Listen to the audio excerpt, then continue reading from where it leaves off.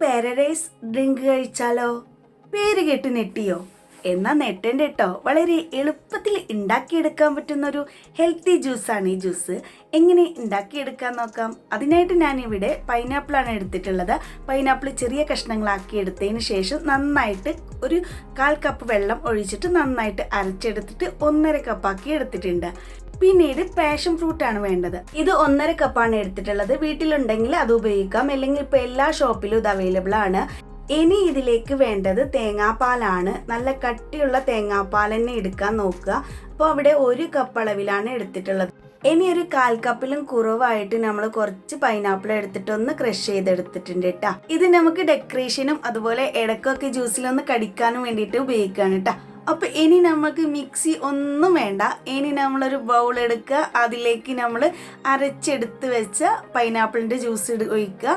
അതുപോലെ തന്നെ ഫ്രേഷൻ ഫ്രൂട്ടിൻ്റെ ജ്യൂസും കൂടി ഒഴിച്ചതിന് ശേഷം നമ്മളതിലേക്ക് തേങ്ങാപ്പാലും കൂടി ഒഴിച്ചു കൊടുക്കുക കേട്ടോ. ഈ തേങ്ങാപ്പാലും കൂടി ഒഴിച്ചു കൊടുത്തതിന് ശേഷം നമുക്ക് ഇത് നന്നായിട്ടൊന്ന് ഇളക്കി കൊടുക്കുക. ഞാനിവിടെ ഇതിന് മധുരം ഒന്നും ഉപയോഗിക്കണില്ല. നിങ്ങൾക്ക് വേണമെങ്കിൽ 1/4 കപ്പ് അളവിൽ പഞ്ചസാര ചേർക്കാവുന്നതാണ്. ഞാൻ ഇതിൻ്റെ മധുരം മാത്രമാണ് ചേർത്ത് കൊടുത്തിട്ടുള്ളത്. നല്ല രീതിയിൽ തണുത്തിട്ട് കുടിക്കുന്ന ഒരു ജ്യൂസാണ് കേട്ടോ ഇത്. അപ്പോൾ ഈ സമയത്ത് നന്നായിട്ട് ഇതൊന്ന് തണുത്ത് കിട്ടട്ടെ. ആ സമയത്തിന് നമുക്ക് വേണമെങ്കിൽ ഇതിലേക്ക് പൈനാപ്പിൾ ക്രഷ് ചെയ്തത് ചേർത്ത് കൊടുക്കാം, അല്ലെങ്കിൽ ഗ്ലാസ്സിലേക്ക് പകർന്നെടുക്കുന്ന സമയത്ത് ചേർത്ത് കൊടുത്താൽ മതിയാകും കേട്ടോ. അപ്പോൾ ഞാനിവിടെ ഒരു ഗ്ലാസ് എടുത്തിട്ടുണ്ട്. ആ ഗ്ലാസ്സിലേക്ക് ഞാൻ ഒഴിച്ചു കൊടുക്കുന്നുണ്ട് കേട്ടോ. പഞ്ചസാര ഒട്ടും ചേർക്കാത്ത ഈ ഡ്രിങ്ക് വളരെ ഹെൽത്തിയാണ്. എന്തായാലും ഒന്ന് ട്രൈ ചെയ്ത് നോക്കുമല്ലോ.